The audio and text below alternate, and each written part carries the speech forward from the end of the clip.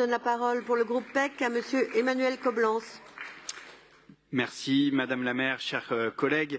Ce rapport annuel est d'abord l'occasion pour moi de saluer le travail mené tout au long de l'année par les 17 caisses des écoles parisiennes, par les 3000 agents qui y travaillent au sein de nos arrondissements, car derrière les 150 000 repas qui sont préparés chaque jour, il y a bien sûr des femmes et des hommes, en l'occurrence surtout des femmes, qui se mobilisent chaque jour pour que nos enfants puissent bénéficier d'un repas sain et équilibré.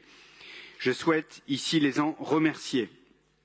Je remercie également les maires d'arrondissement qui président les caisses des écoles et s'engagent ainsi pour le bien-être des enfants lors des repas scolaires. Notre majorité a engagé depuis plusieurs années une politique ambitieuse afin de garantir aux petits Parisiens, petites Parisiennes de bénéficier d'un repas de qualité. Ces ambitions, nous continuons à les porter, malgré l'augmentation continue des charges de fonctionnement qui pèsent sur les caisses des écoles. Augmentation des charges de fonctionnement, cette augmentation elle est d'abord due aux différentes crises que nous subissons tous depuis plusieurs années. Crise économique, géopolitique, qui impacte directement le coût des denrées alimentaires de l'ordre de 21% et le coût des fluides. Elles connaissent également une hausse des frais de personnel, conséquence de l'intégration des mesures décidées par le gouvernement, mesures nécessaires, évidemment, mais qui sont à la charge des collectivités. Dans un souci de justice sociale, toujours au cœur de nos politiques, notre majorité a fait le choix de ne pas faire peser sur les familles parisiennes l'augmentation de ces charges. Il faut le répéter inlassablement, ce n'est pas le cas d'ailleurs dans toutes les communes de France, loin s'en faut. Il n'y a pas à Paris d'augmentation des tarifs de cantine.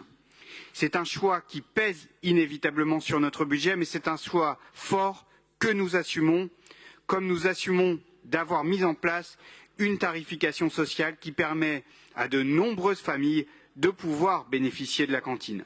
N'oublions jamais qu'à Paris, comme ailleurs, le repas fourni à la cantine est, pour certains élèves, le seul repas équilibré de leur journée.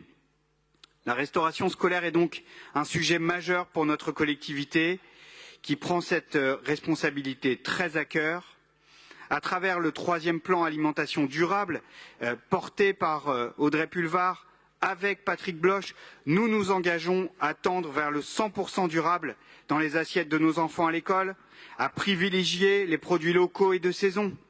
Nos produits sont de plus en plus issus de circuits courts.